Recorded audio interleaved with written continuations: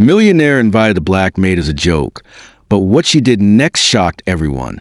Everyone believed the wedding would be nothing short of magical. Chandeliers sparkled overhead like delicate falling stars. The air was filled with the scent of fresh white orchids adorning every corner.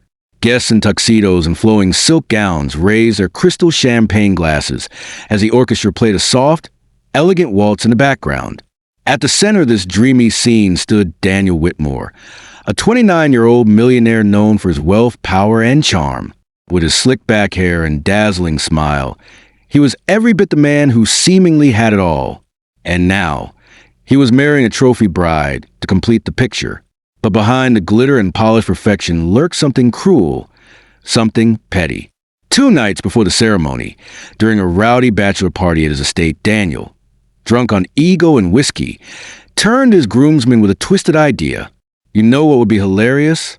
If we invited that little maid to the wedding," he said with a smirk. His friend laughed nervously. "You mean the one who barely talks? The one who scrubs the marble floors like they're sacred?" Another one chimed in, "Come on, man. That's kind of low." Daniel grinned wider. "Exactly."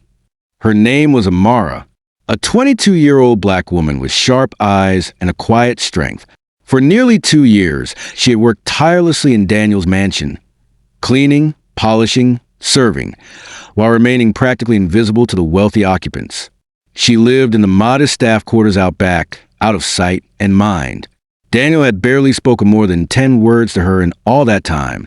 Yet the very next morning, an ornate gold-trimmed invitation was hand-delivered to her door. At first, she thought it must be a mistake. "Mr. Whitmore himself asked for you to come," the butler said with a smirk. "Better dress nice."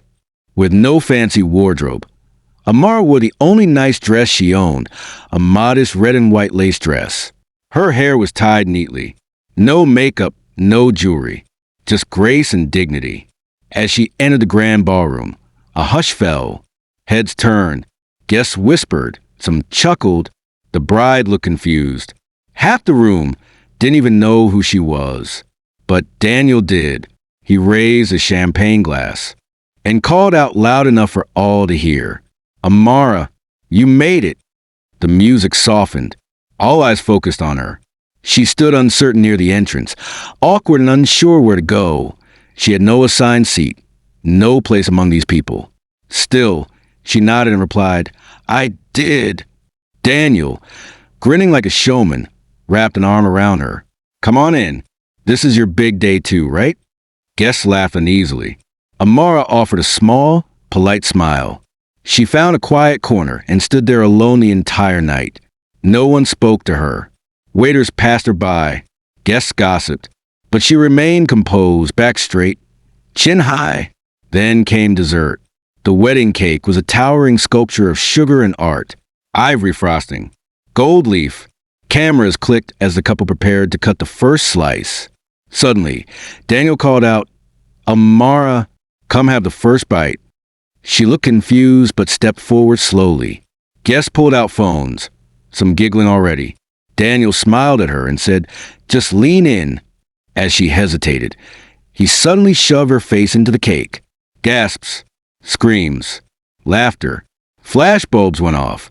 Her face was smeared with frosting, her hair soaked in cream. He held her there a moment longer, laughing. "It's just a joke," he said. When he finally let go, she stood up slowly, eyes calm, cake dripping down her dress. She wiped her face with the edge of the tablecloth and looked Daniel directly in the eyes. "You'll regret this before the sun sets," she said softly, and she walked out. No yelling, no crying, just quiet power. Whispers filled the room. Guests were stunned. "Who was she?" someone asked. "Was that really necessary?" another said. Daniel brushed it off. "Relax. It's a prank." But Amara wasn't just a maid. Unbeknownst to Daniel, she had received another letter earlier that week. This one from a lawyer. A sealed document to be read the next morning. By sunrise, videos of the incident had gone viral. Millionaire groom humiliates maid. Bride looks horrified. Who was the mystery woman? Daniel laughed over breakfast. She should have been flattered. She was just a maid. But in a quiet room on the west side of the estate, a lawyer opened a briefcase. Inside was the final will and testament of Harold Whitmore, Daniel's grandfather. Present in the room were only 5 people: Daniel, 2 witnesses, the lawyer, and Amara. She wore a navy blue dress. Clean, composed, confident. Daniel scoffed. Didn't know staff were allowed in private meetings. The lawyer calmly replied, "She's not staff." He read from the document. "To my grandson Daniel, you've been given every chance, but I've seen arrogance where there should have been character. You shall receive no inheritance beyond what has already been given." Daniel jolted upright. "What?" The lawyer continued, "To Amara, the one who treated me with kindness, who saw me as a human, and not just a name, I leave the entire Whitmore estate, all properties, and full control of Whitmore Holdings." The room fell into shocked silence. "This must be a joke," Daniel shouted. "It's not," the lawyer said. "She is also the daughter of James Moronga, the man who once saved Harold Whitmore's life. Arrangements were made for her future." Amara looked Daniel in the eye. "You were never meant to inherit. You were just filling time." The news hit headlines within hours. Maid inherits empire. Groom humiliated. Bride files annulment. Daniel was stripped of business authority, left with suitcase and no dignity. He passed through the estate's front doors, now hers. Amara stood calmly at the doorway. "I forgave you the moment you pushed my face into that cake," she said. "But the world doesn't forget that easily." That was the last time they spoke. Months later, she hosted a grand charity gala in the same hall. She wore a white gown, glowing with confidence. In her speech, she said, "Dignity isn't about money or fame. It's about how you treat people when you think no one's watching."